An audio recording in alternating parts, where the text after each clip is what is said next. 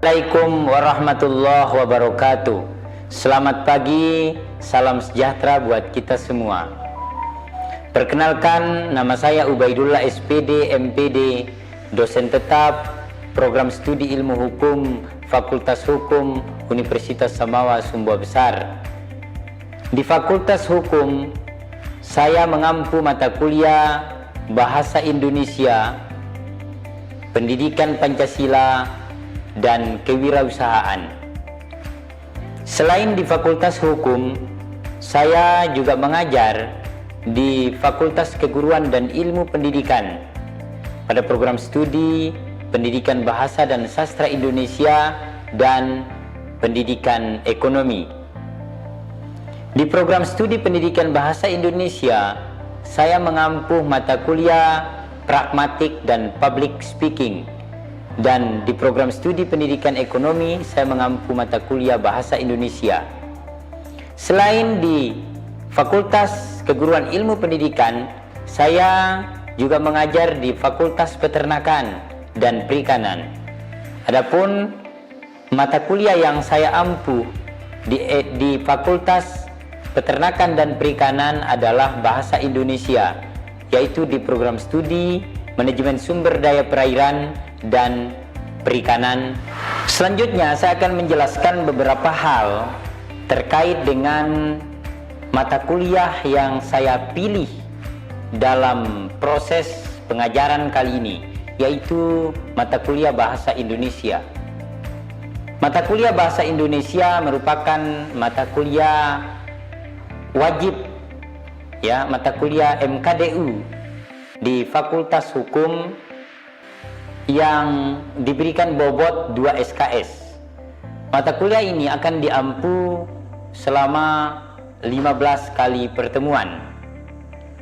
Adapun deskripsi daripada mata kuliah ini adalah mata kuliah ini bertujuan untuk membekali mahasiswa tentang konsep dan teori bahasa Indonesia yang meliputi sejarah bahasa Indonesia, fungsi bahasa Indonesia, kedudukan bahasa Indonesia, ragam bahasa, kalimat, kata, tanda baca, paragraf, alinea, dan karangan ilmiah.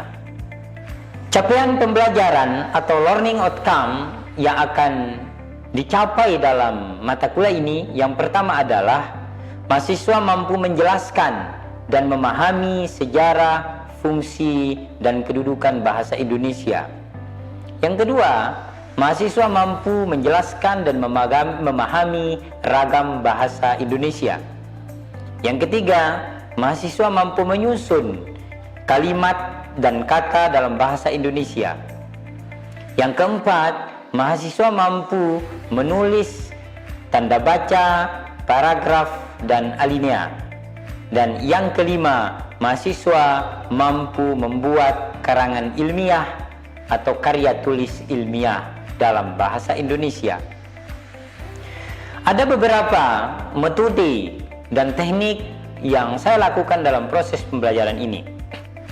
Yang pertama, metode diskusi, ceramah, tanya jawab, dan unjuk kerja. Kemudian media yang saya gunakan dalam proses pembelajaran ini adalah ada laptop, PowerPoint, diktat atau buku, jurnal, dan LCD maupun spidol. Selanjutnya, pada 16 kali pertemuan atau 15 kali pertemuan, beberapa subbahasan yang dibahas. Yang pertama adalah sejarah lahirnya bahasa Indonesia, fungsi bahasa Indonesia, kedudukan bahasa Indonesia. Kedua, ragam bahasa Indonesia. Ketiga, tentang kalimat dalam bahasa Indonesia. Kemudian tanda baca, paragraf atau alinea, kemudian karangan ilmiah atau karya tulis ilmiah. Adapun standar penilaian pada pembelajaran ini adalah ada 4 item yang akan dinilai.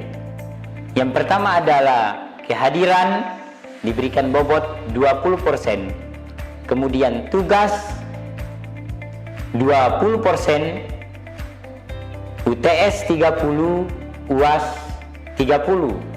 Di mana di sana tugas dibagi menjadi 2, ada tugas individu dan ada tugas kelompok. Demikian teknik pembelajaran yang saya sampaikan pada kesempatan ini. Selanjutnya, marilah kita saksikan video lengkap pembelajarannya.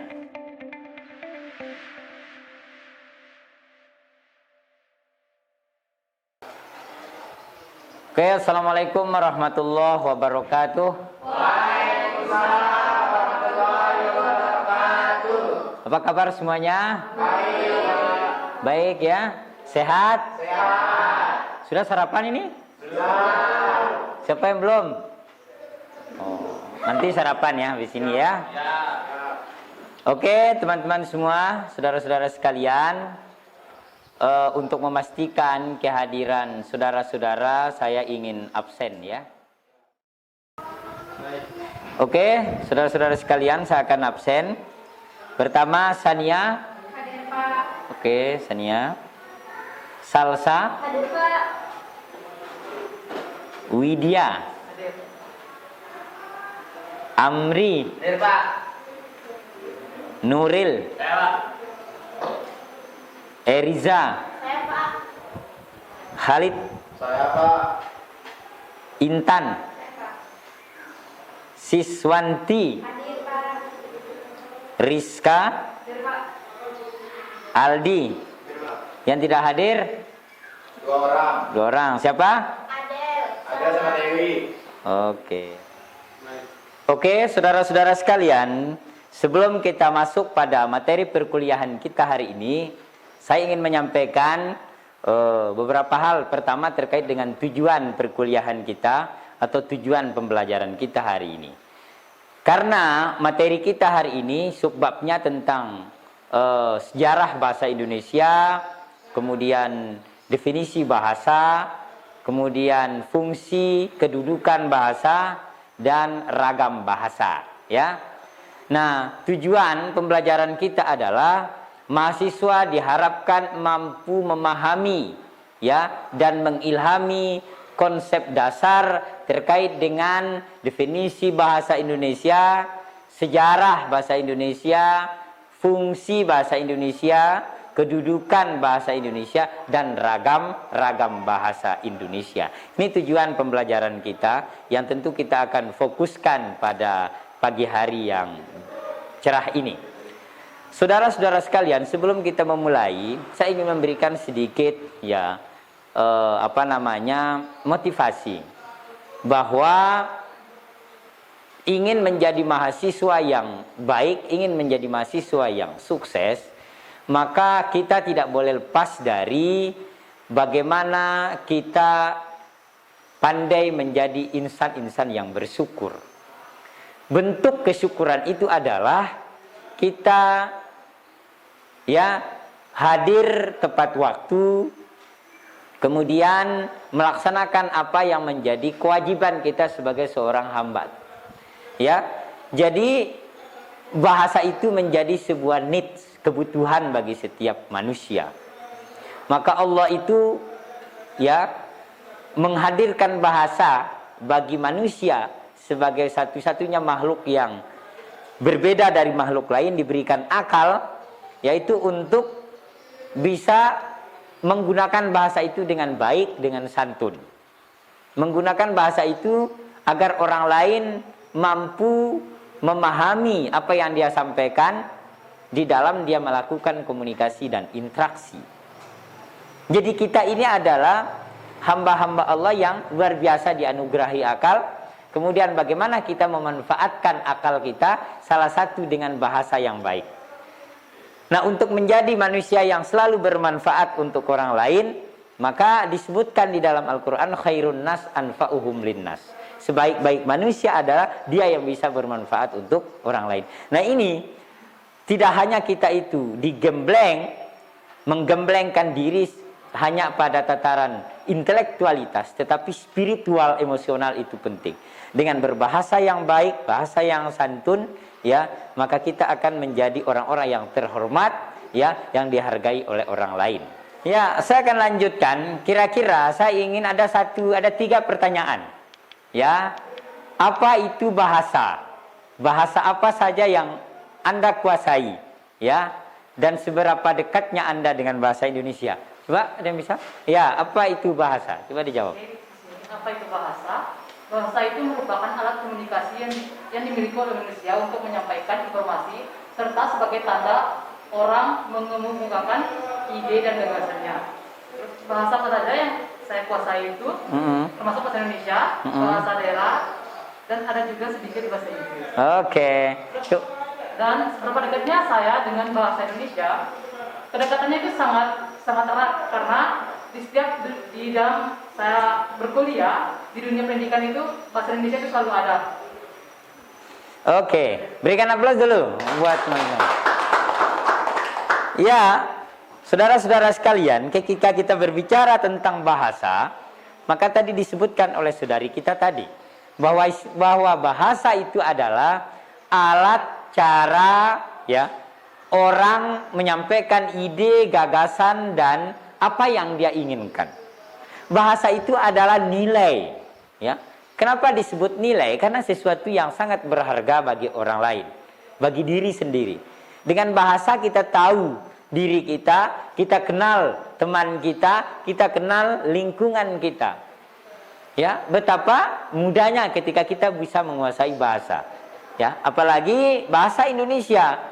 Kita orang Indonesia kalau tidak bisa memahami bahasa kita kan aneh. Nah, kita coba lihat kapan bahasa Indonesia itu lahir, ya. Bahasa Indonesia itu lahir tanggal 28 Oktober 1928. Saya tulis ya, tanggal 1928 ya, Oktober ya. Nih, 19 Oktober 1928. Nah, ini ada saya sajikan teks daripada Sumpah Pemuda, ya. Coba satu orang maju ke depan, saya ingin baca teks Sumpah Pemuda. Rizka, coba maju Rizka. Coba, kamu baca itu. Keras. Sumpah Pemuda. 1. Kami putra dan putri Indonesia mengaku bertumpah darah yang satu, tanah air Indonesia. 2. Kami putra dan putri Indonesia mengaku berbangsa yang satu, bangsa Indonesia. 3. Kami putra dan putri Indonesia menjunjung tinggi bahasa persatuan, bahasa Indonesia. Iya, berikan aplaus dulu, santai. Oke, Rizka. Oke, saya lanjutkan. Terkait dengan sejarah lahirnya bahasa Indonesia, tadi saya sudah sebutkan dan dibaca bait Sumpah Pemuda, ya. Jadi bahasa Indonesia dinyatakan lahir, ya, tanggal 28 Oktober 1928. Kemudian adanya bulan bahasa di bulan Oktober. Nah, setiap tahun bulan Oktober itu kita sering memperingati Hari Pemuda bertepatan dengan bulan bahasa. Kemudian awal dari bahasa Melayu yang serumpun dengan bahasa Malaysia.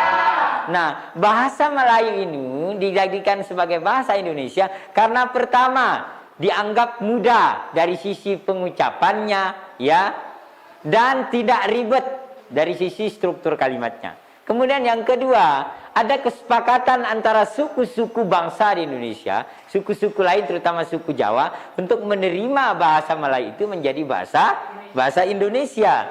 Dan juga atas dasar itulah kemudian bahasa Indonesia itu dikukuhkan dan diterima oleh semua kalangan. Dan perlu kita ketahui juga bahwa bahasa Melayu itu yang paling banyak penuturnya, ya, yang paling banyak penuturnya sampai ke daerah Brunei, ya, dan lain sebagainya.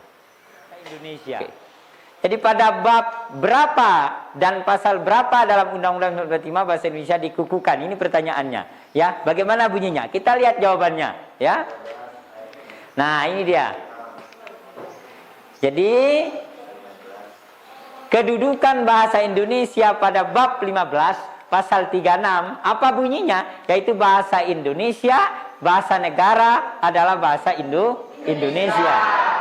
Kemudian kedudukannya satu itu dijelaskan bahasa Indonesia sebagai bahasa nasional.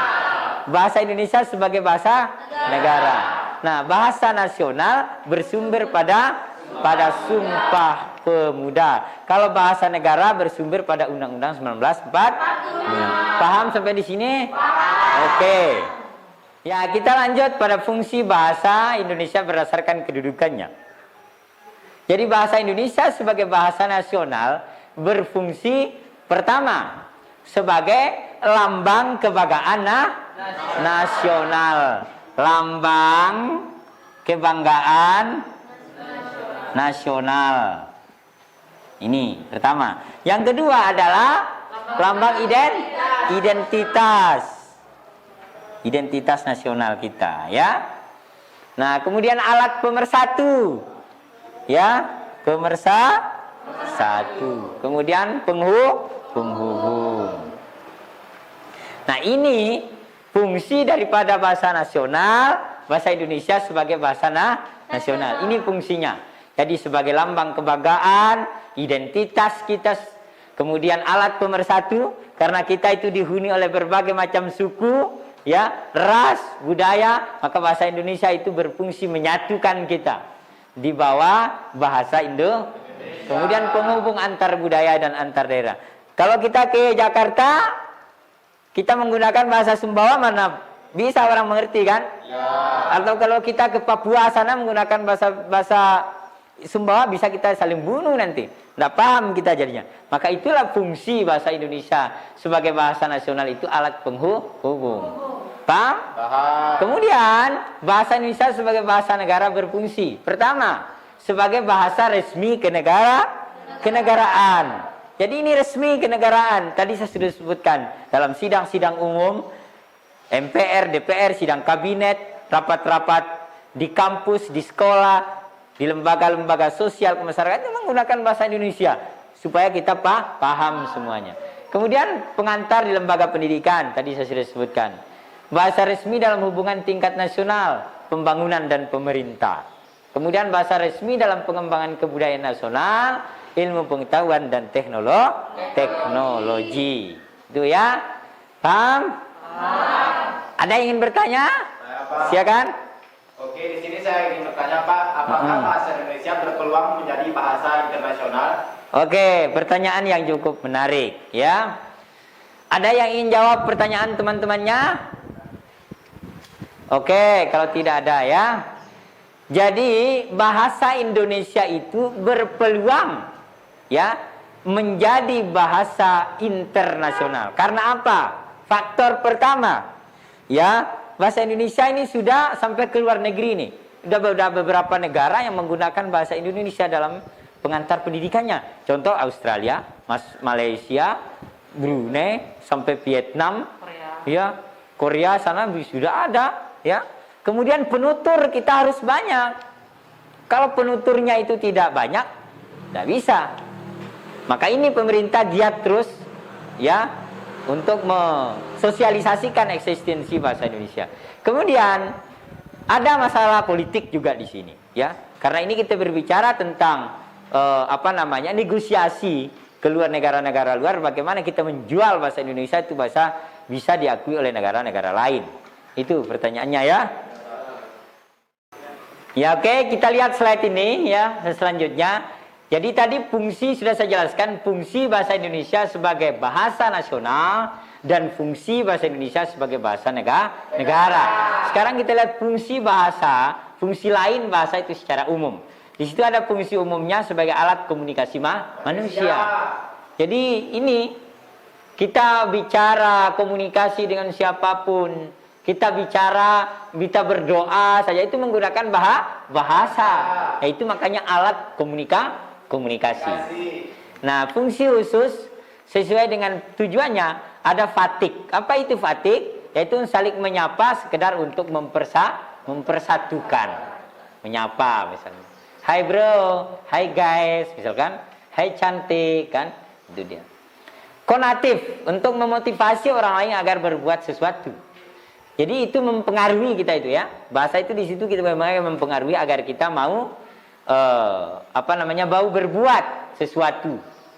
Apakah itu dia itu melakukan sesuatu yang baik atau yang buruk. Nah, penting kita sebagai pengguna bahasa, ya, emotif perasaan manusia. Jadi bagaimana mengungkapkan perasaan ini fungsi disebut fungsi emotif. Kemudian kultural, budaya. Dengan adanya bahasa kita mengenal budaya-budaya orang lain. Kemudian politis, ya, politik berkaitan dengan hubungan-hubungan politis. Kemudian edukatif, pendidikan, fungsi pendidikan. Mengatur diri, mengatur orang lain, interaksi, adaptasi sosial dan sebagainya. Inilah fungsi bahasa secara umum dan secara khusus. Oke, kita lanjutkan. Sekarang ragam bahasa Indonesia. Jadi apa itu ragam bahasa? Ragam bahasa itu ada variasi bahasa berdasarkan waktu penggunanya, ya. Nah, di sini ragam bahasa berdasarkan waktu, kemudian media, ya, situasi, bidang, tema, daerah. Nah, ini ragam bahasa berdasarkan waktu. Waktu itu kapan kita gunakan bahasa itu, ya. Kemudian media, apa medianya? Ya, apakah nanti pakai ini, pakai ballpoint, spidol, pensil dan lain sebagainya, atau pakai gambar, ya, itu menggunakan bahasa. Situasi dan kondisi kita berbahasa. Kemudian bidang apa, temanya bagaimana, itu terkait dengan spesifikasi kita dalam bidang pendidikan kita. Daerah di mana kita, ya, menggunakan bahasa yang tepat dan baik. Kalau kita berada di Papua, ya kita menggunakan bahasa Indonesia karena tidak mungkin kita tahu bahasa Papua. Atau kita ke Lombok atau ke Bima, ya tidak mungkin orang semua paham bahasa Bima, bahasa Lombok. Maka bahasa Indonesia ragam, daerahnya masing-masing. Maka ada pepatah di mana bumi diinjak, di situ langit dijunjung, menyesuaikan diri. Oke, kita lanjutkan. Berdasarkan waktu, ada ragam lama dan ragam baru. Kalau berdasar media, ragam lisan dan ragam tulisan. Nah, ini ragam lisan. Nah, ragam lisan dan tulisan. Kalau ragam lisan, ya itu perlu kehadiran lawan tutur. Misalnya gini, saya bicara harus ada lawan tutur. Saya penutur dan Anda lawan tutur. Kalau orang hanya bicara sendiri itu bukan ragam lisan karena dia sendiri, ya. Kemudian unsur gramatikal tidak lengkap, tidak usah harus ada subjek, predikat, objek, tidak usah di dalam ragam lisan. Bebas kita di situ, ya. Nah, kemudian terikat ruang dan waktu. Tidak mungkin Anda hanya bicara aja setiap malam, setiap hari tanpa ada waktu. Kita ada sela, ya, karena mulut kita juga akan capek. Leher tenggorokan kita juga serak, ya. Jadi perlu. Paham? Oke, kita coba lihat ragam. Nah, tinggal ini, ya. Nah, ini ragam lisan masih dipengaruhi punktuasi, jeda, ritme suara. Punktuasi itu adalah jeda, ya, ritme, nada, kemudian mimik kita. Ini dipengaruhi. Kalau Anda berbicara hanya monoton saja, diam saja begini, tidak asik jadinya. Maka perlu ada gerak, mimik, ya, intonasi yang menjadi bumbu kita dalam berbicara supaya terlihat asik, lawan bicara kita tidak bosan, ya. Nah, kemudian ragam tulis, tidak perlu kehadiran lawan tidak perlu. Kita menulis sendiri di tengah malam, kapanpun saja. Tidak ada, penting itu. Kita tidak ada masalah, ya. Kemudian unsur gramatikal lengkap. Mana unsur gramatikal yang saya sebutkan? Ya, unsur gramatikal Ada subjek, predikat, objek, keterangan. Ini harus lengkap kalau dalam ragam tulis. Tidak bisa tidak. Supaya apa? Karena tulisan itu ya akan dapat mempengaruhi pembaca. Kalau salah tempat titiknya, maka maknanya salah nanti. Beda nanti konteksnya, apalagi kita menggunakan bahasa-bahasa istilah. Kalau salah penempatan nanti bisa salah. Maka penting itu penempatan struktur kalimat atau gramatikalnya lengkap, ya. Tidak terikat ruang dan waktu, tidak diikat. Kita mau menulis kapan saja, ya mau di mana kan? Hanya dengan laptop saja atau dengan handphone saja sekarang ini kan banyak. Jadi orang-orang kalau kita ingin menjadi mahasiswa kreatif, menjadi mahasiswa inovatif, maka kita memanfaatkan media itu, kita jadikan bahasa yang ada kita produksi itu bisa kita buat puisi, buat cerpen, buat opini, ya. Apalagi mahasiswa-mahasiswa kita sekarang ini harus produktif. Bagaimana dia produktif? Ya, nanti saya kasih tugas, saya suruh buat ya artikel atau opini terkait dengan kondisi situasi sekarang ini. Ada yang tentang narkoba, tentang pendidikan, tentang seks bebas, misalnya pelanggaran hukum, dan lain sebagainya.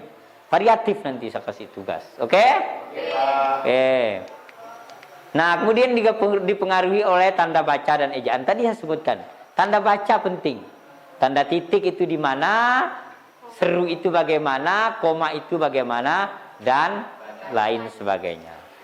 Oke, saudara-saudara paham sampai di sini? Paham. Ya, saudara-saudara sekalian, di bagian penutup ini saya ingin minta satu orang di antara saudara-saudara untuk mengeksplorasi kembali sedikit tentang materi yang sudah saya bahas, ya. Coba silakan Intan Permatasari. Coba direfleksikan sedikit apa yang sudah saya bahas.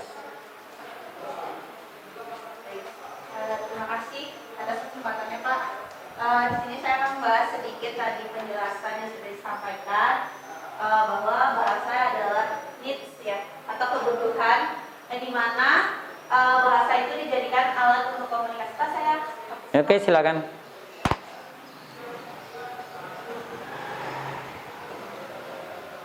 Jadi bahasa dijadikan sebagai need atau kebutuhan di mana bahasa itu digunakan untuk alat komunikasi dan interaksi antara kita, baik berbeda daerah maupun berbeda waktu. Karena bahasa itu juga bisa digunakan berdasarkan waktu dan keadaan. Contohnya saja, misalnya saat kita berinteraksi, saya sebagai penutur misalnya. Dan lawan saya itu adalah lawan tutor saya, di mana lawan tutor saya itu dijadikan sebagai rangkap lisan untuk kita berbicara. Nah, lalu disitulah fungsi dari bahasa itu sendiri sebagai alat komunikasi dan interaksi tadi. Nah, lalu tadi juga dijelaskan bahwa bahasa itu merupakan view atau value ya. Bukan view tapi value atau nilai untuk kita berkomunikasi, itu sangat penting. Lalu bahasa juga tadi sebagai bahasa nasional dan bahasa negara. Tadi ada pertanyaan dari teman kita, Khalid, itu sangat menarik. Apakah bahasa Indonesia bisa menjadi bahasa internasional? Maka jawabannya adalah bisa. Kenapa bisa? Karena Presiden kita Bapak Joko Widodo pun pada saat beliau mengikuti rapat internasional, beliau pun menggunakan bahasa Indonesia, sehingga tidak menutup kemungkinan bahwa bahasa Indonesia itu akan menjadi bahasa internasional. Mungkin itu Pak garis besarnya saja. Terima kasih. Berikan aplaus dulu buat teman-temannya. Oke. Ya, oke, saudara-saudara sekalian. Ya, saudara-saudara sekalian, pada kesempatan yang terakhir saya ingin memberikan kesimpulan terkait dengan materi kuliah kita pada pertemuan ini, bahwa sejarah lahirnya bahasa Indonesia itu yaitu bertepatan dengan lahirnya Sumpah Pemuda pada 1928 ya. 28 Oktober 1928. Dan itu berasal dari bahasa Melayu. Nah, kemudian fungsi bahasa Indonesia itu dibagi menjadi dua tadi. Fungsi bahasa Indonesia sebagai bahasa negara dan bahasa Indonesia sebagai bahasa nasional. Nah, kemudian ada ragam bahasa, ya. Ragam bahasa berdasarkan waktu, media, daerah, ya, kemudian bidang atau tema.